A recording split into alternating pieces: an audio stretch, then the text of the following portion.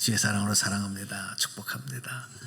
오늘도 말씀 통해서 주의 음성 들으시고 새 힘 얻으시고 그리고 하나님의 축복을 마음껏 여러분의 삶에서 누리시는 귀한 역사들이 우리 한 분 한 분 모두에게 나타나기를 축원합니다. 축원합니다. 네.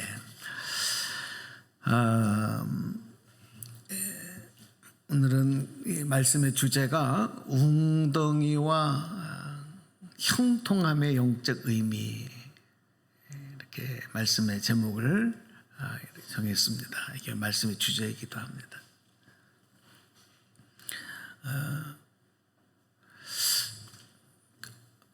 우리가 살아가다가 캄캄한 어둠 속에 던져질 때,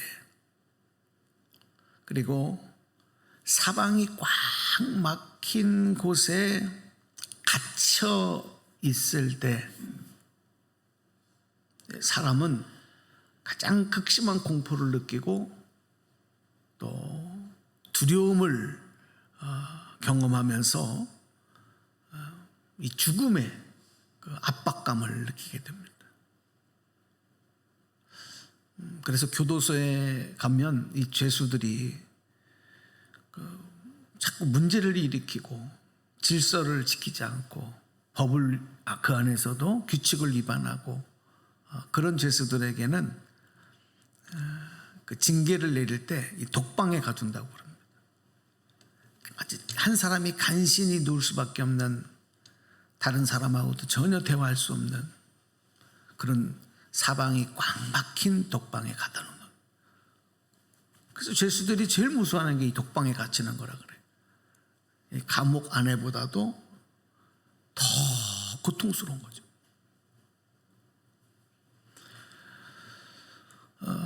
그런데 우리가 살다 보면 이런 상황과 이런 형편에 우리가 처할 경우들이 있다는 거예요. 어려운 일을 만나면 우리가 뭐라고 얘기해요? 앞이 캄캄하다 이렇게 얘기하잖아요. 빛이 보이지 않고 소망이 보이지 않는, 앞이 캄캄, 칠흑 같은 어둠에 내가 던져지는 거예요. 네, 벌써 한 10년 된 것 같아요. 10년이 넘은 것 같은데 여러분도 아마 기억하시는 분이 있겠지만, 저 칠레 산호세라고 하는 곳의 탄광에서 매몰 사고가 일어났어요. 이제 구리 탄광이었는데 약 한 700m 되는 갱도지요. 지하로 700m를 파고 내려가. 여러분 얼마나 깊어요? 70m도 아니고 700m. 그 깊은 갱도 안에 33명의 광부들이 매몰이 된 겁니다. 그리고 이제 그 사람들이 간신히 그래도 생명을 보존할 수 있는 공간을 만났기 때문에 매몰이 됐지만 죽지 않고 거기서 버티는 거예요. 그러다가 극적으로 69일 만에 구조를 이제 받게 됩니다. 모두 안전하게 가족의 품으로 돌아가는 이 뉴스가 전 세계에, 아마 기억하는 분이 있을 거예요. 전 세계에 아주 해외 뉴스로 그렇게 전해졌습니다. 구조된 33명의 광부들이 칠흑 같은 어둠의 지하에서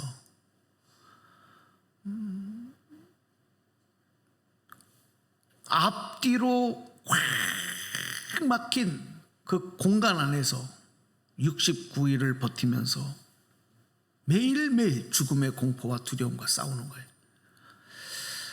그걸 견딜 수 있었던 것은 서로를 위로하는 거예요. 서로에게 소망을 주는 거. 우리 구출될 수 있어. 포기하지 말자. 그리고 무엇보다도 그들이 구출되고 나서 인터뷰를 하는데 놀라운 사실은 매일 저녁 한 6시쯤 되었을 때 그들이 함께 한 자리에서 하나님 앞에 기도회를 했다는 거죠. 찬송하고 기도하고. 그러는 동안에 그들이 큰 위를 얻은 거예요. 그러니까 평상시에 찬송도 좀 외워놓을 필요가 있어요. 그때는 찬송가도 없잖아.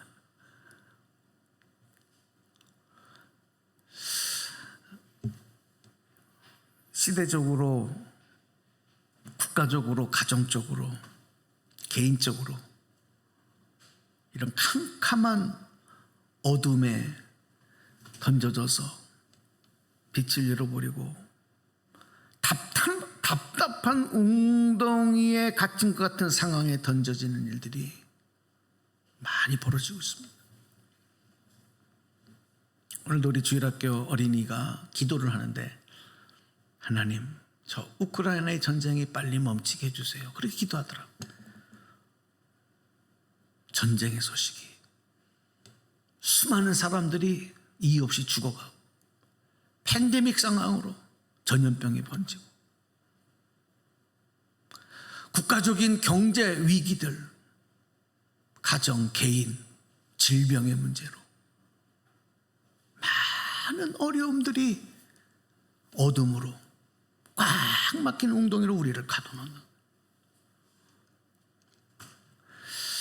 지금 우리 주변에는 이런 분들이 많아요. 캄캄한 지하 웅덩이에 갇혀있는 것 같은 이런 상황에서 고통받고 두려워하고 힘들어하고 눈물 짓고 한숨 짓는 분들이 많습니다. 원인은 다양하겠죠. 갑자기 질병이 생겨서, 경제적인 문제, 가정 불화로 인해서, 또 사업의, 직장의 문제, 물질의 문제, 자녀의 문제, 너무 많잖아요. 이런 문제들에 꽉 결박되어 있는 것. 자, 오늘 우리 잘 아는 본문의 내용이라고 생각합니다. 오늘 이 내용을 통해서 우리 조금 하나님의 음성을 들었으면 좋겠어요. 창세기에 보면 야곱의 11번째 아들로 태어난 요셉, 정말 부잣집에서 태어났어요. 아버지 야곱이 큰 거부가 돼 있었거든요. 그리고 모든 형제들보다도 아버지의 사랑을 한 몸에 받고 있었습니다. 거기다가 요셉은 어릴 때부터 하나님을 잘 믿고 경외하는 아들이었어요. 하나님이 특별히 요셉을 사랑하셔서 그가 어렸을 때 꿈을 통해서 네가 앞으로 어떤 인물이 될 것이냐, 이거를 미리 보여주시고 소망을 갖게 하실 정도로 하나님도 요셉을 특별히 주목하시고 그리고 사랑하시고 관심을 보여주신 거예요. 자, 여러분, 이 정도 되면 남부러울 것이 없지 않습니까? 요즘에 우리가 이런 모든 조건을 잘 갖춘 사람들을 금수저라 그래요. 정말 요셉이 금수저예요. 부족함이 없는 거예요. 그런 요셉에게도 한 가지, 사람은 완벽하지 않거든요.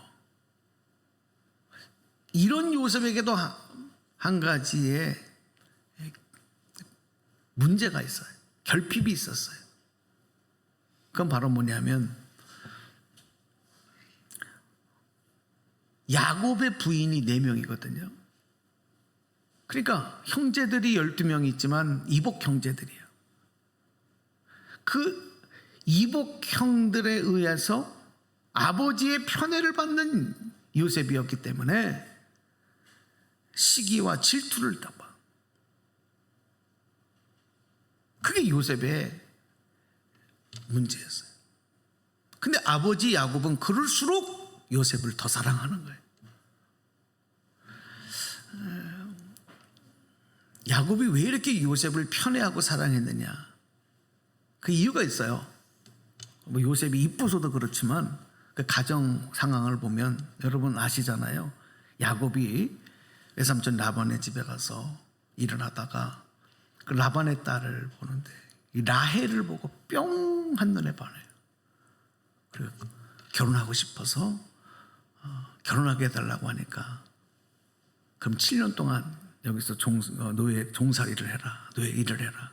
그 7년을 일을 했는데 결혼식을 하고 나서 아침에 하룻밤을 자고 나와봤더니 이 신부가 내가 사랑하는 라헬이 아니라 그 언니 레아예요. 레아. 이건 물릴 수가 없어요.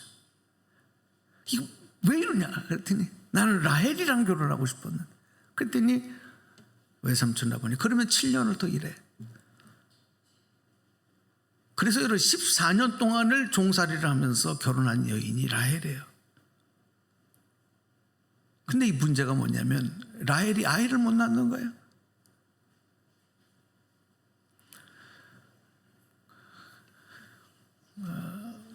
그렇게 해서 나중에 야곱이 나이가 들어서 하나님이 기적적으로 이 라헬의 기도를 들으시고 이제 아이를 임신하게 하시는데, 그렇게 해서 난 아이가 요셉입니다. 그리고 요셉의 동생인 베냐민을 낳고 나서 라헬이 바로 죽습니다.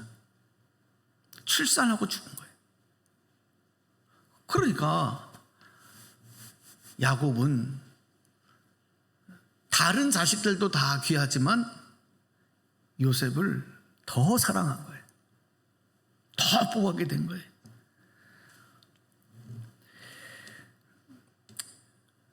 그런데 이런 요셉이었지만 하루아침에 이 모든 조건과 환경, 이게 다 물거품처럼 사라지잖아요.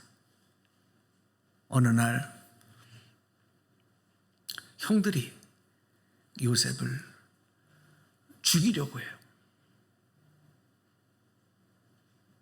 그리고 그 형제 중에 유다의 반대로 인해서 죽이지는 않았지만 동생 요셉을 잡아다가 깊은, 그러니까 우물로 파놓은 깊은 웅덩이인데 물이 말랐죠.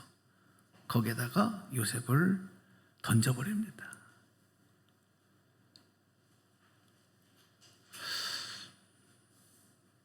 그리고 아라비아 상인들이죠. 그 상인들이 노예를 팔고 사기도 하는 이 상인들에게 그 요셉을 팔아버리는.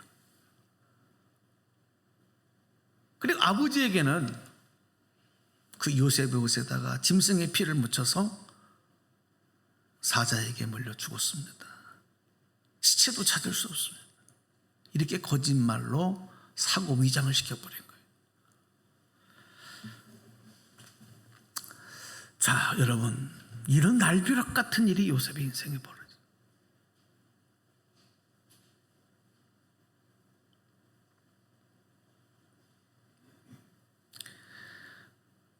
그 깊은 웅덩이에 갇혀 있는 동안에 죽음의 사선에서 생명은 부지했지만 이제 온몸이 묶여서 아라비아 상인들에게 노예로 끌려가고 있는 요셉. 여러분, 얼마나 충격을 받고 얼마나 낙심했겠습니까?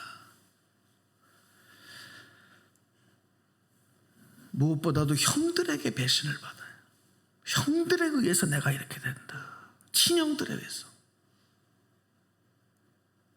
그리고 그렇게 사랑하는 나를 사랑해 주신 내가 사랑하는 아버지와 하루아침에 생이별을 하게 되는, 그리고 낯선 이국 땅으로 사랑받는 아들이 아닌 노예로 팔려가는 신세. 깊은 상처를 남았을 거예요. 어쩌면 우리 가운데도 인생을 살아오시면서 이런 꼭 이와 똑같은 일은 아니지만 예상치 않았던 날벼락 같은 일들로 인해서 인생에, 개인의 심령에 깊은 상처를 갖고 있는 분들이 있어요. 지워지지 않는 상처, 배신감.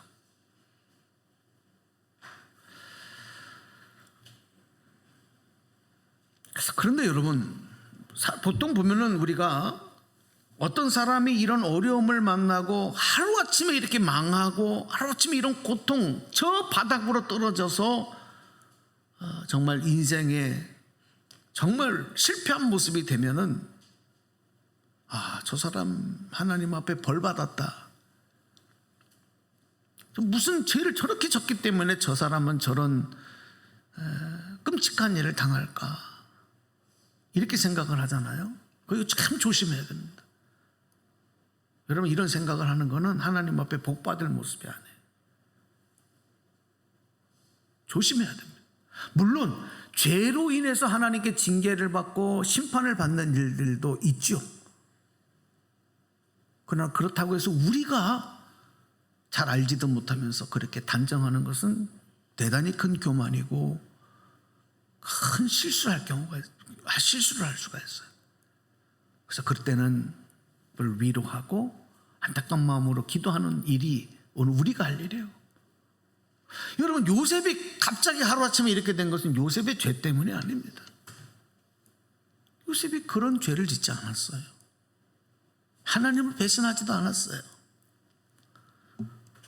하지만 이런 인생의 엄청난 폭풍, 엄청난 쓰나미에 쓸려가 버리는, 힘없이 쓸려가 버리는 신사가 되어버리고 말았다는 겁니다. 이 말은 무슨 얘기입니까? 이런 일들은 예외 없이 누구에게도 닥칠 수 있는 일이다. 그런 일이 만약에 나에게 임한다 할지라도 나 또한 힘없이 당할 수밖에 없고 휩쓸려 갈 수밖에 없는 우리는 나약한 존재다. 저 사람만이, 저 나라만이, 저 가정만이 희생자가 아니라 나도 그 희생자가 될 수 있다. 우리 이런 경각심을 늘 갖고 대비하는 게 중요합니다. 저도 목회하면서 이런 일을 여러 번 겪어봤어요.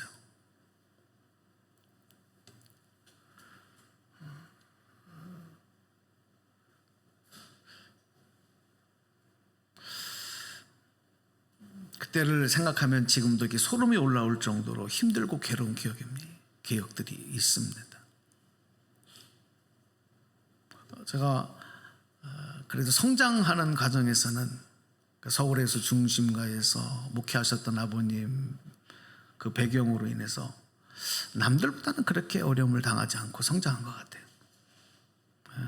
학교도 사대문 안에서 나오고 다 좋은 명문 학교 나오고 환경이, 문화적인 혜택도 많이 누렸던 것 같아요. 명동이 제 놀이터였으니까. 근데 이제 목회를 딱 하고 나서 하나님 앞에 내 인생 평생을 종으로 살겠습니다, 서원하고 목회를 하는데 그 다음부터 이런 엄청난 일들이 저한테 일어나는 거예요. 그때는 하나님의 뜻이 어디에 있는지를 기도해도 알 수 없었습니다. 너무 일방적으로 내가 당하고 내가 피해를 보고 내가 희생자가 돼야 되니까 그 아픔 때문에 하나님의 경륜, 하나님의 계획이 어디 있는 거냐, 이거 다 알 수가 없었어요. 그냥 괴로워하고 힘들어하고 원망하고 낙심하는 마음, 그리고 기도하기도 힘들어지는 거예요. 그런 상황이 되니까 기도하기도 힘들어져요. 하나님의 말씀에 귀 기울여야 되는데 말씀도 들리지 않아요. 성경도 읽혀지지 않아요. 그런 경험을 했어요. 참 힘들었습니다. 제가 서울에서 대형교회 6년 동안 부목사를 하고 사임하고 나올 때도 사실 저는 개인적으로 잘못한 일이 없거든요. 근데 제가 희생양이 됩니다. 나를 희생양으로 만드는 거죠. 그런 일에 휘말리면서 제가 목회적으로 큰 상처도 받고 그리고 빈손으로 나와요. 6년을 목회한 교회에서 아무런. 근데 하나님의 은혜로 사임하자마자 저 김포에 있는 교회에 담임 목사로 오라고 하는 그런 청병을 받았습니다. 그래서 이사를 했는데 그 교회를 개척한 평신도였던 여자 권사님이 이사한 날 저녁에 찾아와서 저에게 큰 교회에 있다 오신 목사님이니까 이 교회 그냥 오시는 건 그렇지 않냐 그러면서 기부금을 나보고 내래요. 기부금을 교회 담임 목사로 들어오는데 조건으로 돈을 내라는 거예요. 나는 도저히 목회적인 신앙적인 양심으로 그렇게 할 수 없고 그런 돈도 없다. 그 제 양심에 저는 그 교회에서 목회할 수 없다고 생각했습니다. 돈을 내고 들어가서 목회를 하다니. 그 담임 목사직을 사는 거잖아요. 그래서 그날로 제가 담임 목사로 들어가는 걸 거부합니다. 다시 상의하십시오. 그리고 저는 아무 연고 없는 김포라는 곳에 이제 목회지도 잃어버리고 그렇게 남아 있게 됐습니다. 그 당시에 절망스러운 마음. 왜냐하면 한 번 매를 맞고 상처가 아물어졌는데 또 매를 맞았기 때문에 더 아픈 거예요. 상처가. 그 당시에 제 마음은 웅덩이에 갇힌 상황. 또 경제적으로도 얼마나 어려웠는지 우리 큰아이가 그때 초등학교 1학년이었는데 아이 우유 급식비도 낼 돈이 없을 정도. 어느 날 이놈이 학교 갔다가 낑낑 땀을 흘리면서 들어오는데 가방이 묵직해. 뭐냐 그랬더니 우유를 가방에 가득 담아놓고 왔어요. 이거 뭐냐 그랬더니 아이들이 급식으로 나눠준 우유를 먹지 않고 막 버려서 선생님 이거 내가 가져가도 돼요? 동생들 주려고요. 근데 가져가. 그래서 그걸 갖고 왔대. 저하고 집사람하고 울었어요. 참 경제적으로도 그때 당시 어려웠습니다. 돈을 나올 데가 없잖아요. 아이들 셋을 또 케어하고 생활해야 되는데 심리적으로도 영적으로도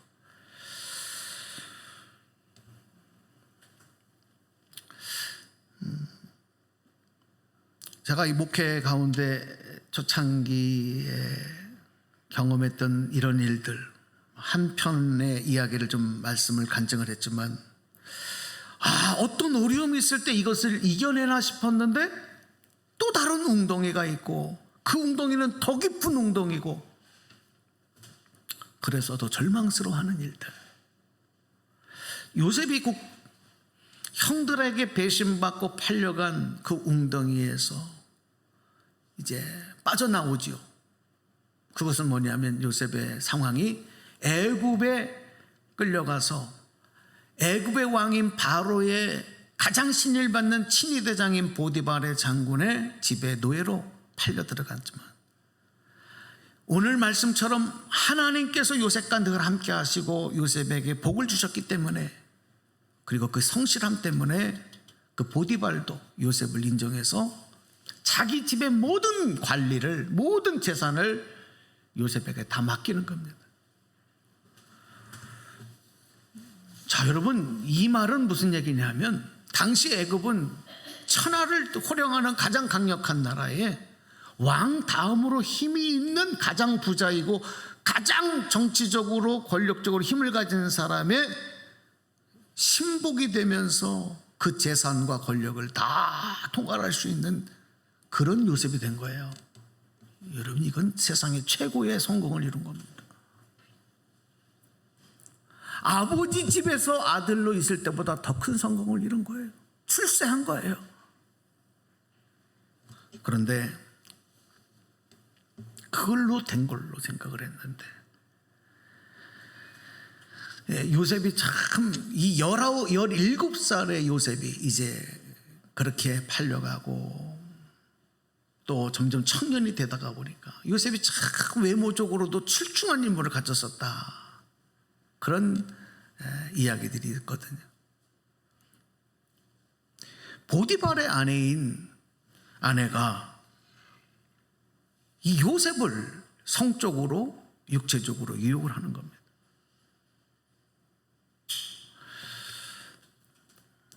자, 여러분 이것을 조금 여러분 어떻게 생각하실지 모르지만 세상적으로 인간적으로 보면 보디발 주인의 모든 신임을 받는 사람이 되었고 그 부인의 총애까지도 받는다면 요셉은 정말 안과 밖으로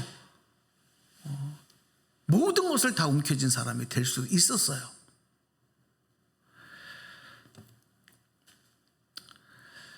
그런데 요셉은 내가 왜 이런 복을 받았는지를 알고 있어요.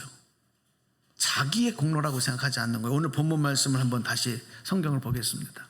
자, 오늘 개역개정 성경으로 먼저 준비해 드렸어요. 자, 한번 보겠습니다. 39장 2절 3절 읽어봐요. 시작. 여호와께서 요셉과 함께 하심으로 그가 형통한 자가 되어 그의 주인 애굽 사람의 집에 있으니 그의 주인이 여호와께서 그와 함께 하심을 보며 또 여호와께서 그의 범사에 형통하게 하심을 보았더라. 이렇겠습니다. 하나님이 요셉과 함께 하시면서 요셉에게 복을 주고 있는 거예요. 그게 주인 보디발의 눈에도 보이는 거예요. 그러니까 착각하지 말아야 돼요. 근데 요셉은 알았어요. 착각하지 않았어요. 자, 이 말씀을요, 우리 세번역 성경에는 어떻게 번역해서 다시 기록했냐면 한번 들어보실래요? 주께서 요셉과 함께 계셔서 앞길이 잘 열리도록 그를 돌보셨다. 요셉은 그 주인 이집트 사람의 집에서 살게 되었다. 그 주인은 주께서 요셉과 함께 계시며 요셉이 하는 일마다 잘 되도록 주께서 돌보신다는 것을 알았다.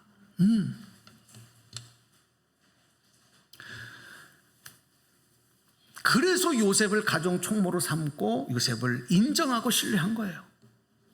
자, 그런데 요셉의 개인적으로 이런 또 유혹이 찾아오는 겁니다. 시험거리가 생기는 겁니다. 그때 요셉이 그 유혹을 거부하는 이유가 있어요. 이제 그 성경의 그 내용을 기록을 하고 있거든요. 나를 믿고 모든 것을 맡긴 주인 보디발을 나는 배신할 수 없습니다. 그러니까 요셉은 배신의 상처가 얼마나 큰 걸 알아요. 형들에게 배신 받아봤잖아요. 나는 나를 그렇게 믿어주는 내 주인 보디발을 배신할 수 없습니다. 또 하나님을 거역하는 죄를 지을 수 없습니다.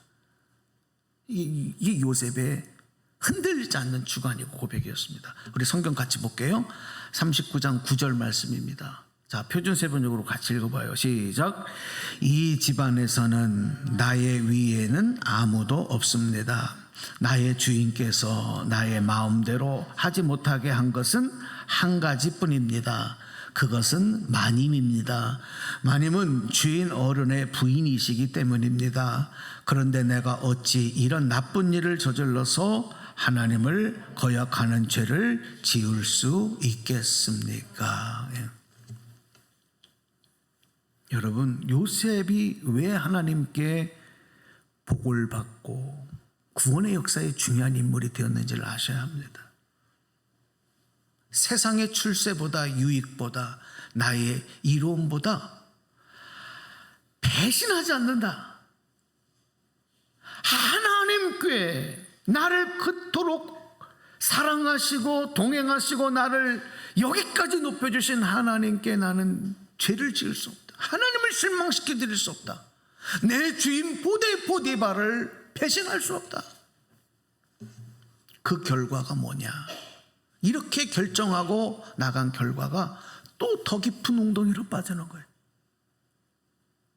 이번에는 정치인들이 수용되지는 애굽의 감옥에 죄인이 되어져서 누명을 쓰고 죄인으로 들어가는 거예요. 이 지하 구덩이와 같은 감옥에서 요셉은 또 고통받는 새로운 삶이 펼쳐지는 것입니다. 자, 오늘 이제 말씀 시간이 돼서 정리해 드려야 되겠네요. 이걸 우리가 어떻게 이해할 수 있을까요? 하나님도 그렇게 높여주시고 축복을 주셨으면 그걸 유지시켜 주셔야지 왜 자꾸 또 우등덩이에 왜 또 다 깊은 수렁에 어둠으로 또 던지시는 거야? 이렇게 생각할 수 있지만 하나님에게 웅덩이는 우리에게는 그 웅덩이가 고통이고 답답함이고 어려움이지만 하나님에게 있어서 웅덩이는 우리를 더 큰 복의 사람으로, 더 큰 인물로 다시 만들어서 세상으로 내놓는, 마치 어머니의 자궁과 같은 그런 공간이에요. 근데 우리는 그걸 모르잖아요. 난 그거 싫어요. 좋은 것만 찾잖아요. 근데 요셉은 알았어요. 이게 요셉의 특별함입니다. 그러니까 그런 웅덩이에 빠져도 낙심하지 않은 거예요. 절망하지 않은 거예요. 포기하지 않은 거예요. 하나님을 원망하지 않은 거예요. 하나님을 배신하지 않은 거예요. 오늘 이 믿음이 오늘 저와 여러분 가운데 있기를 축복합니다. 세상의 어려움 때문에, 세상의 어둠 때문에, 세상의 웅덩이 때문에 하나님을 배신하고 하나님을 거역하는 죄, 나는 그 죄는 짓지 않겠다는 거예요. 요셉의 신조잖아요. 그런 요셉을 하나님은 들어 사용하셔서 애굽을 위기 가운데서 건져내고, 고통받는 자기의 민족을 건져내고, 절망과 죽음의 나락으로 던져질 자기의 가정을 구해내고, 아버지를 건져내고, 자기를 이런 고통으로 던져낸 형들을 용서하고 구원해내는, 그리고 히브리 민족들이 이후에 애굽의 고센 땅으로 이주하여서 큰 민족을 이루는 근간을 만드는 그런 기초를 쌓아놓는 위대한 하나님의 구원의 메신저, 그 축복의 메신저로 사용되었다는 거예요. 할렐루야. 여러분, 웅덩이와 형통함은 다른 게 아닙니다. 오늘 여러분의 어떤 문제가 있어요? 어떤 어려움이 있어요? 어떤 어둠, 어떤 실망감, 어떤 상처가 있어요? 요셉처럼 여러분 믿음으로 받아들이시고 믿음으로 준비하는 여러분 되기를 축복합니다. 오늘의 웅덩이는 우리를 새로운 인물로, 더 큰 하나님의 축복으로 이 땅에 다시 내놓게 하시는 하나님의 준비다. 포장지만 보지 마세요. 그 안에 담겨져 있는 보석을 볼 수 있어야 되거든요. 오늘 이 믿음 무장하셔서 모두가 다 요셉처럼 하나님의 구원의 역사에 여러분 아름답게 쓰임받는 오늘 여러분 되시기를 주님의 이름으로 간절히 축복합니다. 축원합니다. 네.